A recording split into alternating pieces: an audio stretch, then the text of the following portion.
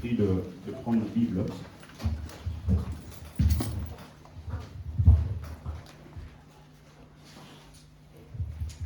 Nous allons lire plusieurs textes et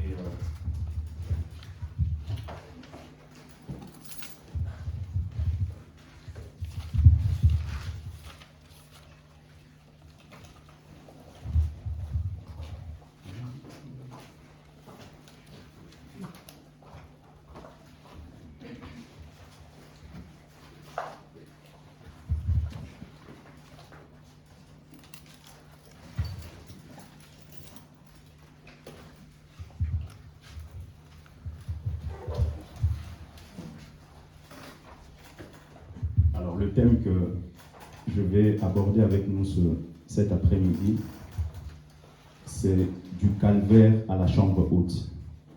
Du calvaire à la chambre haute. Du calvaire à la chambre haute. Nous allons lire plusieurs textes et après je vais nous expliquer ce que Dieu veut que nous entendions cet après-midi. Alors, si vous pouvez noter, s'il vous plaît, Exode chapitre 33. Nous allons lire du verset 18 au verset 23. Exode 33, du verset 18 au verset 23. Ensuite, on lira Luc chapitre 24, le verset 49.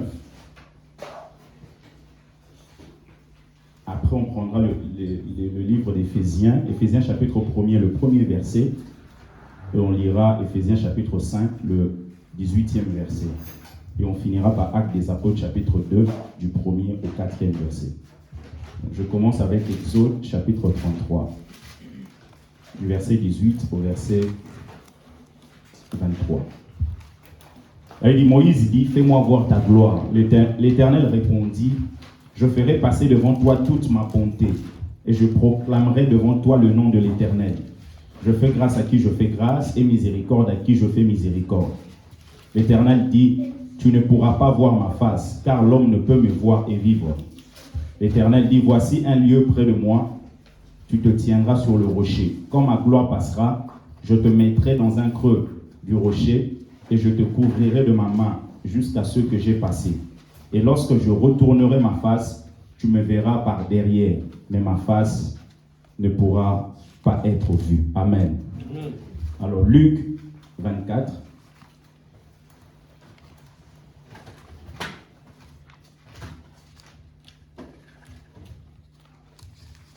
Le verset 49.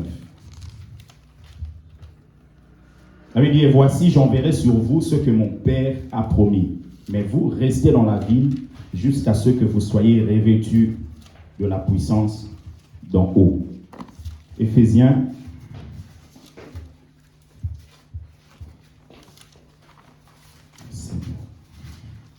chapitre 5, le verset 18. Ne vous enivrez pas de vin, c'est de la débauche.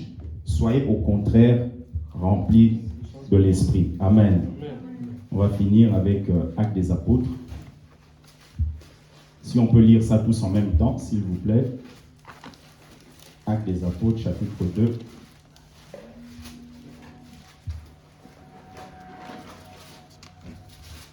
Du premier verset au verset 4.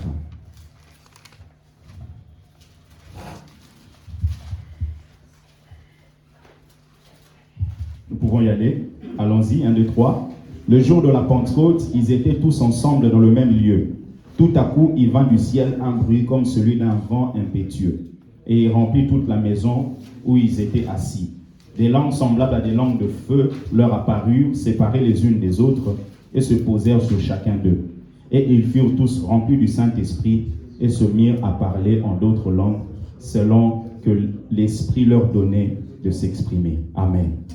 Voilà, que Dieu bénisse sa parole. Je vais nous partager donc cet après-midi sur ce thème du calvaire à la chambre haute. Et vous allez voir que quand vous lisez la Bible, vous lisez les Actes des Apôtres, vous allez voir que l'Église est née dans le surnaturel. L'Église est née dans le surnaturel et l'Église a pour vocation de demeurer dans le surnaturel. Quand on dit surnaturel, c'est-à-dire c'est sur le naturel. L'Église n'est pas appelée à fonctionner dans ce qui est naturel. L'Église est appelée à aller au-delà. Et quand on parle du calvaire à la chambre haute, le calvaire, c'est simplement ce qu'on peut appeler Golgotha, l'endroit où Jésus a été crucifié. Et quand on parle du calvaire, on voit Golgotha. Et quand on voit Golgotha, directement, ça nous fait penser à la croix. Et la croix, justement, c'est le lieu de la mort. C'est le lieu de la mort. Et vous allez vous rendre compte que pour arriver à la chambre haute, il faut passer par le calvaire. Il faut passer par Golgotha. Il faut passer par Golgotha. Et pourquoi? Parce que simplement Golgotha précède la Pentecôte. Précède la Pentecôte. Et aujourd'hui, le monde entier est en train de célébrer justement cette fête de Pentecôte. Vous pouvez noter que Pentecôte en grec signifie 50e. Pentecôte en grec signifie 50e. C'était justement l'occasion de célébrer ce qu'on appelait la fête de la moisson. Vous le voyez dans Lévitique chapitre 23, du verset 15 au verset 16, ou ce qu'on appelait la fête de semaine. La fête de semaine, vous le voyez dans Exode chapitre 34, du verset 22 au verset 23. Semaine, pourquoi? Simplement parce que à partir de la Pâque jusqu'à la Pentecôte, il y avait 7 semaines. Parce que quand vous faites 7 fois 7, ça vous fait 49. Et comme c'était 50e jour après, donc à partir de la Pâque, 49 jours, et le 50e, c'est justement là qu'on fêtait la Pentecôte. Et la Pentecôte n'était pas une fête qu'on célébrait par rapport à l'Esprit de Dieu. On célébrait par rapport à ce que je vous ai dit, la moisson, la récolte. Mais Jésus, Dieu a choisi de pouvoir manifester son Esprit ce jour-là.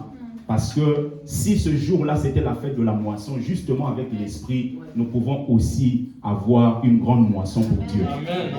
Une grande moisson pour Dieu. Et les objectifs de ce qui s'est passé le jour de la Pentecôte, premièrement, c'était de permettre aux disciples d'être remplis de l'Esprit. D'être remplis de l'Esprit. Deuxièmement, c'était de permettre à l'Église, justement, de naître. La naissance de l'Église. Et troisièmement, c'était pour donner une langue principale, justement, à cette Église qui venait de naître. Parce que l'Église, nous sommes une nation. La Bible dit, vous êtes une race élue, un sacerdoce royal. C'est Pierre qui le dit. Une nation sainte, un peuple acquis, afin que vous annonciez les vertus de celui qui vous a appelé des ténèbres à son admirable lumière. Donc, si nous sommes une nation, il faudrait que nous ayons une langue. Quand vous allez au Congo, vous avez plusieurs langues. Il y a des langues qui sont officielles, il y en a d'autres qui ne le sont pas. Quand vous êtes en France, on parle le français. Et quand on est dans le royaume de Dieu, il y a aussi une langue. C'est ainsi que lorsque Jésus est en train de parler dans Marc chapitre 16, il dit « Allez, faites de toutes les nations des disciples ». Il ne dit pas « Allez, faites de tous les hommes qui sont dans les nations des disciples ». Il dit « Allez, faites de toutes les nations ». Pourquoi? Parce qu'au-delà des individus, il veut que nous influençons les systèmes. C'est ainsi qu'il a manifesté même dans la vie de Zachée. Quand il est arrivé chez Zachée, la Bible déclare, Jésus a dit, maintenant le salut est arrivé dans ta maison. Zachée, au-delà de ceux qui pouvaient recevoir, Jésus ne s'intéresse pas simplement à l'individu, il s'intéresse aussi à l'environnement. Je prie au nom de Jésus, à cause de ce que Jésus fait dans ta vie, que ton environnement soit changé.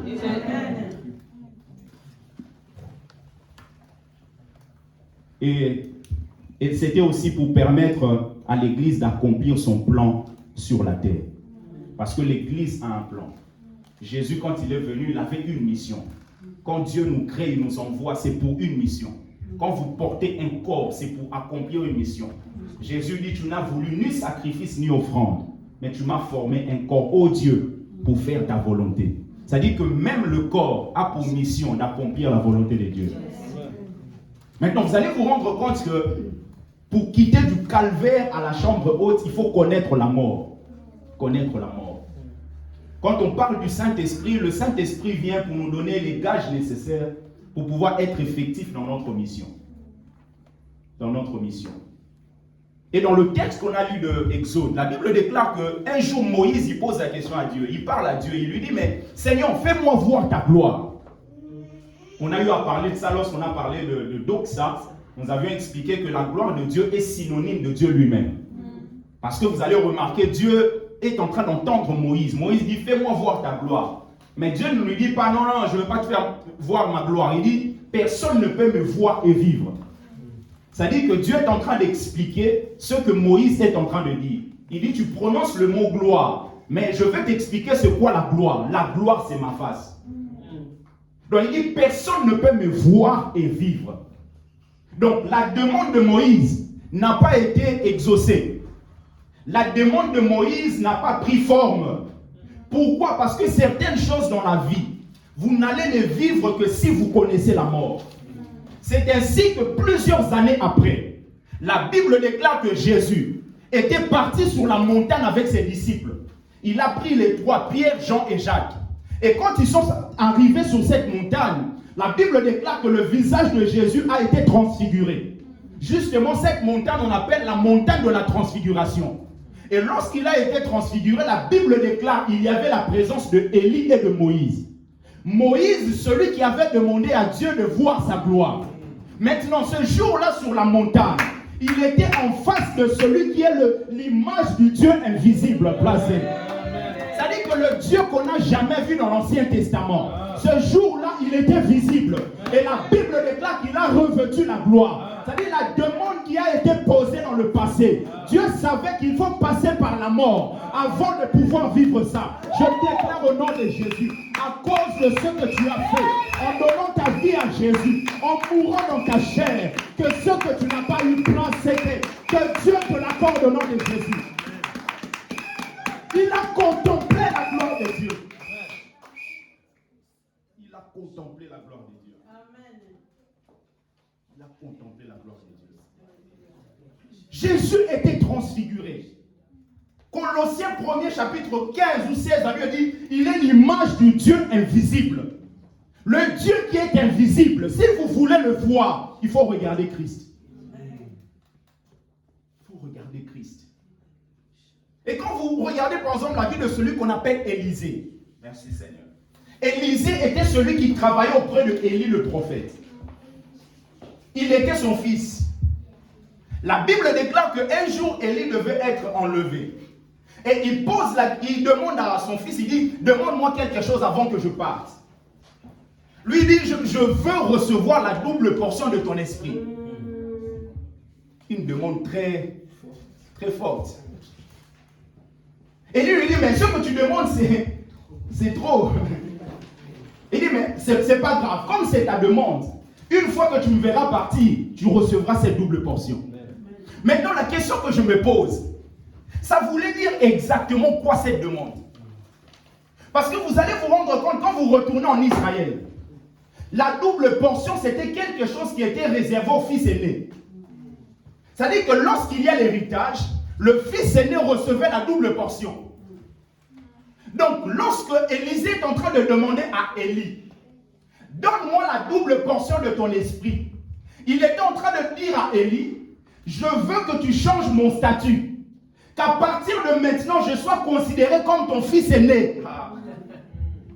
Non seulement le fils aîné, vous allez vous rendre compte que...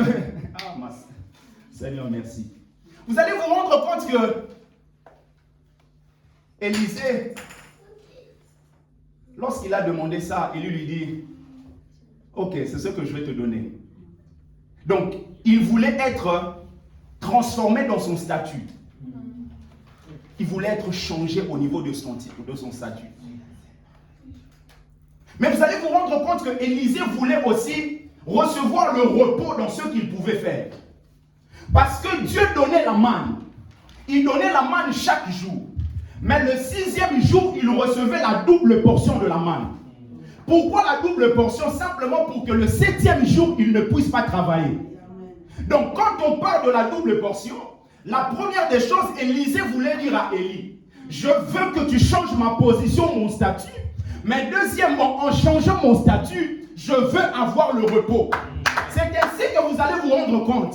Dans la vie chrétienne, il ne faut pas juste chercher à avoir un statut. Il faut aussi vouloir avoir le repos. Il y en a de ceux-là qui sont positionnés, mais ils n'ont pas le repos. Je prie au nom de Jésus que le Dieu qui est capable de positionner quelqu'un quelque part, qui te positionne, mais au-delà de la position, qui te donne le repos que ta famille ne donne pas, le repos que tes parents ne peuvent pas donner,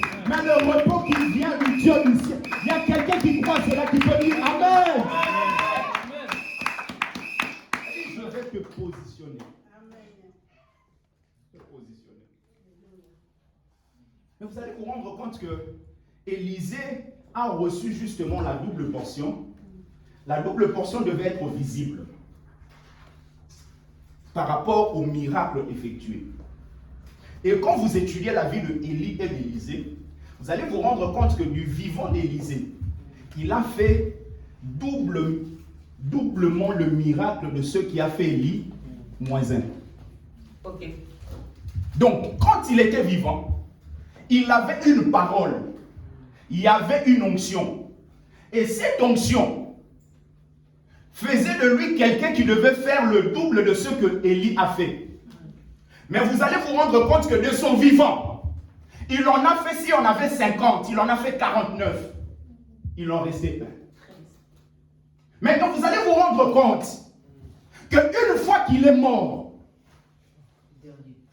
la Bible déclare qu'il a été enterré. Et un jour, les Israélites étaient en train d'accompagner un homme pour aller l'enterrer. Et quand ils ont vu les troupes des Moabites derrière, la Bible déclare qu'ils ont jeté cet homme. Dans la vie, il y en a de ceux-là qui vont vous jeter parce qu'ils se sentent en danger. Ils voulaient sauver leur peau. Quelqu'un peut vous dire, je suis ton meilleur ami. Le meilleur ami, aussi longtemps que vous n'êtes pas dans une galère, il est meilleur ami. Mais le jour où il se sentira en danger, il vous jettera. Mais la bonne nouvelle, c'est que même s'il vous jette, le problème, ce n'est pas comment il vous jette. Le problème, c'est de savoir là où vous tombez.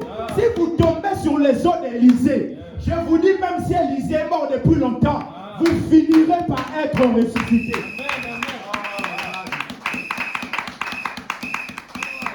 Cet homme, quand il a touché les eaux d'Élisée, la Bible déclare que cet homme est revenu à la vie. J'imagine peut-être les autres couraient et ils ne se préoccupaient pas de ce qui se passait derrière. Mais ceux qui ne savaient pas, il y avait quelqu'un derrière qui courait. Il y avait quelqu'un derrière qui courait. Il y avait quelqu'un derrière qui courait. Laisse-les te jeter. Mais ceux qui ne savent pas, ils te verront derrière en train de courir. C'est ainsi qu'ils posent des questions. Avec ce que nous lui avons fait, pourquoi il est toujours vivant? Comment se fait-il qu'il est toujours en vie? Mais ceux qui ne savent pas, tu as touché les eaux d'Élisée.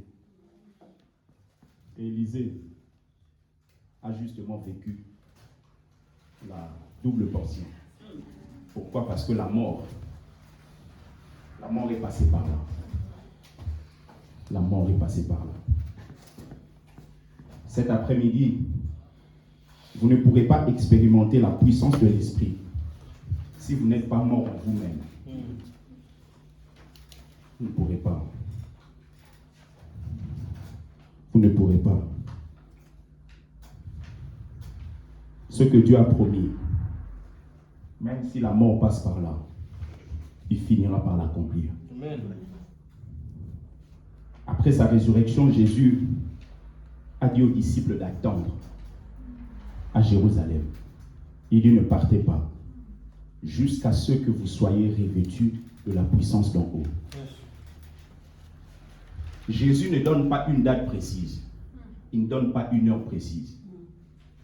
Il dit jusqu'à ce que ceux qui veulent vivre l'expérience du Saint-Esprit doivent être patients. Doivent être patients. On ne vous dira pas que ce sera à 15 heures. Mais la patience vous fera expérimenter la puissance de l'Esprit. La patience. Il dit jusqu'à ce que vous soyez revêtus de la puissance d'en haut. Et justement, la patience doit être provoquée par la soif. Parce que si vous n'avez pas soif, vous n'allez pas attendre. Vous n'allez pas attendre. On a partagé ça samedi. La Bible dit, Jésus, dans Jean chapitre 7, il dit, si quelqu'un a soif, qu'il vienne en moi et qu'il boive. Il dit, celui qui croit en moi, des fleuves d'eau vive couleront de son sein. Il avait dit, parler de l'Esprit qu'il devait recevoir. Parce que le Saint-Esprit n'avait pas encore été donné, puisque Jésus n'avait pas encore été glorifié. Mais aujourd'hui, comme il est glorifié, le Saint-Esprit est là. Il dit, si quelqu'un a soif, qu'il vienne. Il dit, des fleuves d'eau vive couleront de son sein. Parce que le but, ce n'est pas juste d'avoir quelque chose ici, quelque chose ici. Quand vous lisez Ézéchiel chapitre 47, Ézéchiel est transporté quelque part. Il est transporté dans un fleuve. Dans cette rivière, la Bible déclare que plus il avançait, plus l'eau commençait à monter. Au début, l'eau était au niveau de ses chevilles. Après, c'était au niveau de ses reins. Et ensuite, ça montait. Et quand ça montait là, il ne pouvait plus marcher comme il le faisait avant. Là, il devait nager. Et quand vous nagez sur quoi? Parce que quand vous marchez, l'eau vous arrive ici, l'eau va vous empêcher d'aller vite. Vous ne pouvez pas être dans l'eau, l'eau vous arrivez ici et courir de la même manière que moi qui suis, par exemple, pas dans l'eau. Vous allez aller moins vite. C'est-à-dire que l'eau là, la pression de l'eau peut constituer un blocage pour vous. Mais quand vous nagez sur quoi? Vous nagez sur la chose qui pouvait être un blocage sur vous. Amen. Quand l'onction de Dieu, la plénitude de l'Esprit vous habite, vous marchez sur les choses qui pouvaient vous déranger hier. Amen. Vous marchez sur les choses qui pouvaient vous déranger hier. Et c'est ainsi qu'en tant qu'enfant de Dieu, apprenons à prier jusqu'à ce que la délivrance arrive. Jusqu'à ce que quelque chose de nouveau vienne. Jusqu'à ce que. Jésus a dit ne partez pas encore, attendez. Ne leur a pas dit attendez dans la prière. Il a dit attendez juste. Et les disciples ont compris, la meilleure manière d'attendre, c'est de prier. Il y a des promesses qui sont sur ta vie et sur la vie de tes enfants. Comment est-ce que tu attends la réalisation de ces promesses? En murmurant ou en priant? Cet après-midi, Dieu te dit, ce que tu n'as pas encore vu, attends-les dans la prière. Attends-les dans la prière. Ils ont juste entendu rester à Jérusalem, ne partez pas encore. Mais ils ont compris que nous devons rester en prière. Et quand vous restez en prière, il y a forcément quelque chose qui se passe. Et pendant qu'ils étaient en train de prier, la Bible déclare, le Saint-Esprit est descendu. Mais d'une manière soudaine. D'une manière soudaine. Ils n'avaient pas reçu un enseignement précis pour leur dire, vous devez rester en prière dans la chambre haute. Comme je l'ai dit le dimanche passé, certaines choses, on ne vous le dira pas. La femme qui avait la perte de sang, personne ne lui a enseigné en disant, allez toucher le pan de la robe de Jésus. Pourquoi elle n'est pas partie toucher les cheveux de Jésus? Pourquoi elle n'est pas partie toucher la cuisse de Jésus? Elle est juste partie toucher le pan de sa robe. Parce que certaines choses, vous devez les capter par la sensibilité spirituelle. La sensibilité spirituelle. Et justement, le Saint-Esprit était descendu. Et quand le Saint-Esprit est descendu, il y a quelque chose qui s'est passé.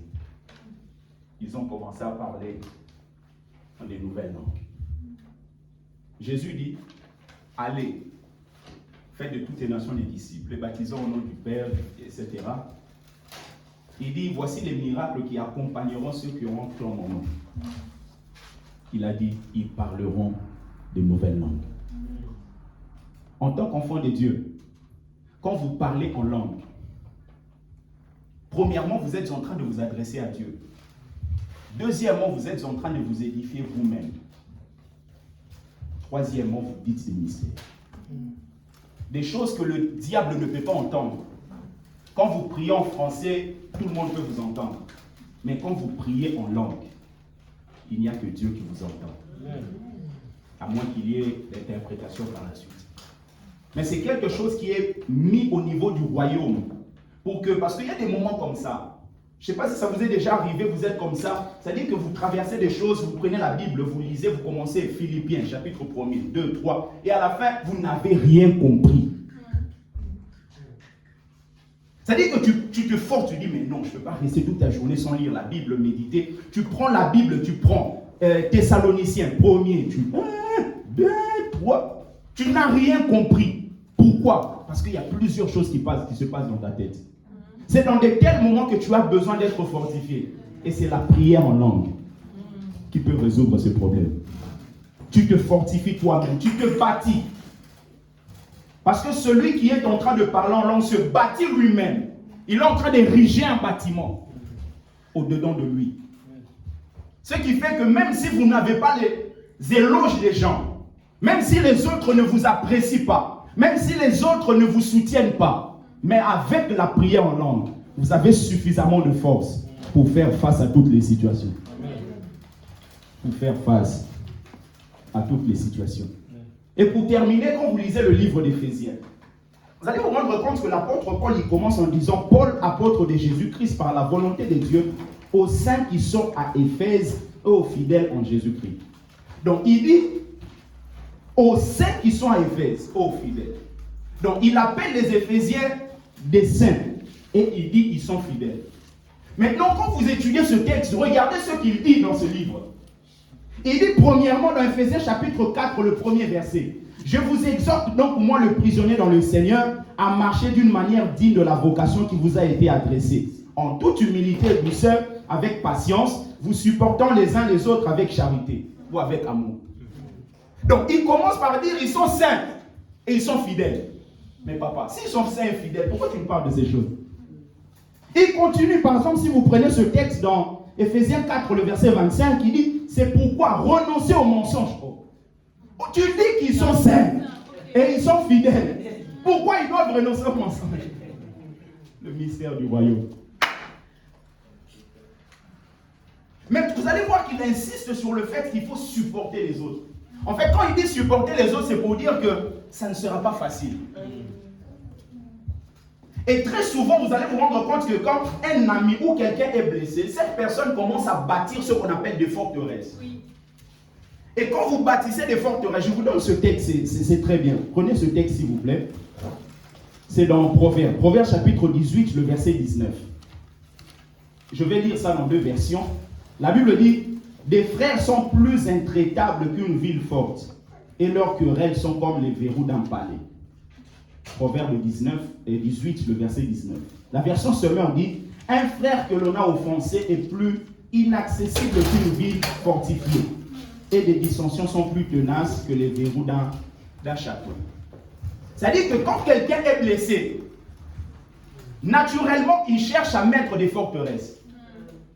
Mais vous allez vous rendre compte, il y a quelque chose qui se passe d'une manière subtile que plusieurs personnes ne comprennent pas et passent à côté de la bénédiction de Dieu. C'est-à-dire, quand vous êtes blessé, vous commencez à mettre des forteresses. En mettant des forteresses, c'est-à-dire qu'une ville qui a mis des forteresses, c'est une ville qui sélectionne qui va entrer ou pas. Maintenant, quand vous mettez des forteresses, vous commencez à sélectionner. Mais à sélectionner sur quels critères? Très souvent, vous allez vous rendre compte, ce sera sur les critères du fait que qu'est-ce qu'il peut me donner au retour de ce que moi je lui donne. C'est-à-dire que quand ce n'est pas une relation qui peut m'apporter quelque chose, je ferme mon territoire. Mais vous allez vous rendre compte que jour après jour, on peut même déformer des versets bibliques, mais nous sommes en train de cultiver un amour égoïste. Et l'apôtre Paul insiste sur ces choses. Pourquoi? Parce que la chose la plus difficile pour un chrétien, ce n'est pas de chanter. La chose la plus difficile pour un chrétien, ce n'est pas de venir à l'église transpirer. La chose la plus difficile, c'est de supporter les autres.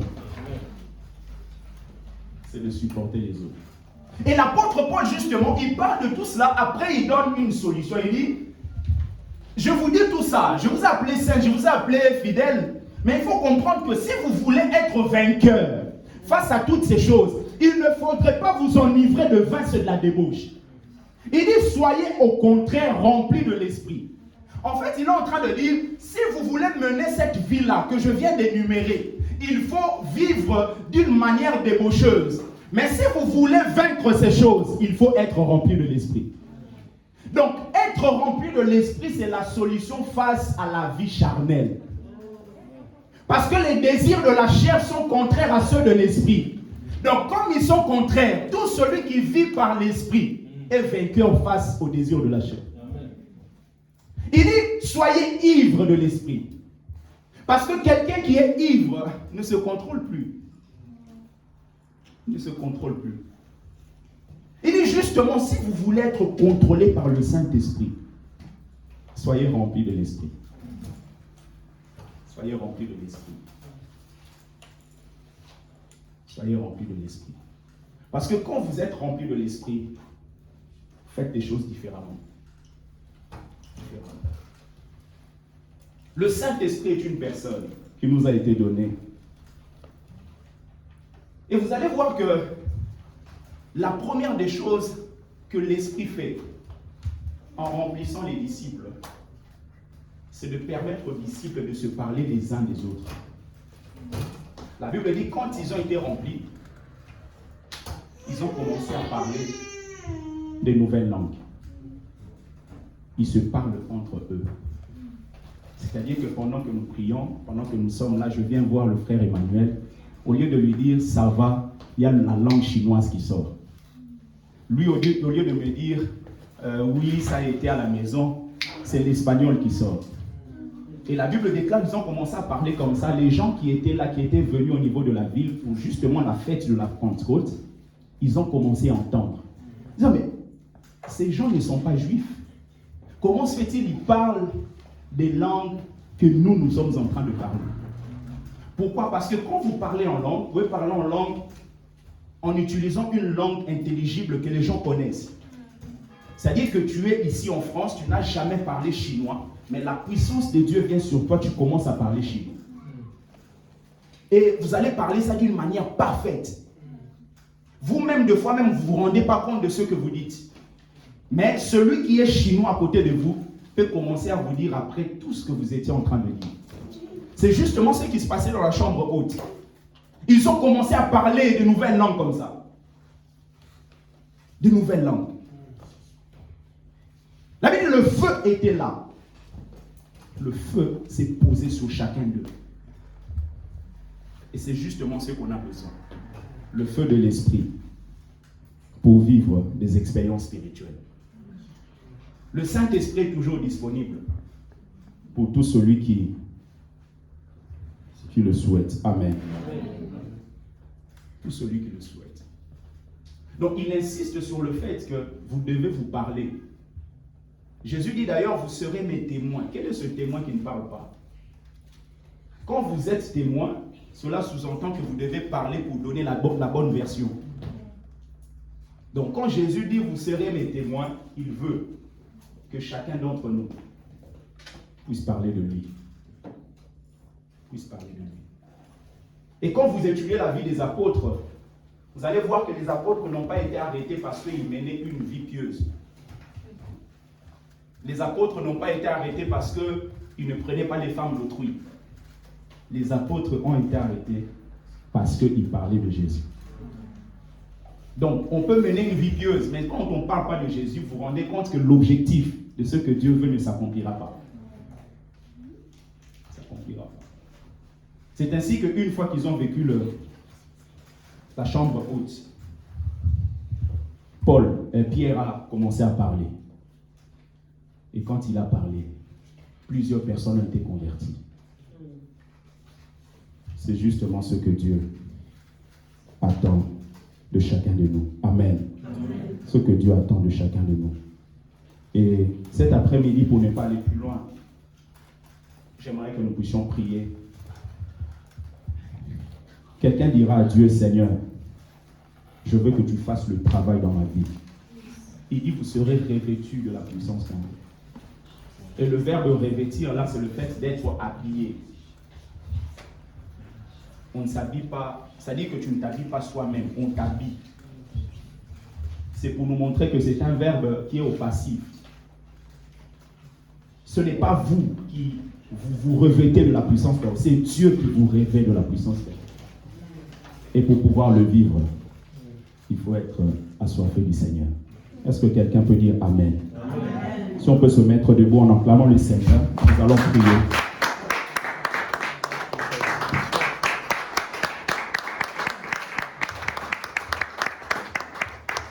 Est-ce que tu peux dire à Dieu déjà merci, merci pour ce message, merci pour cet enseignement, merci pour cette parole. Et les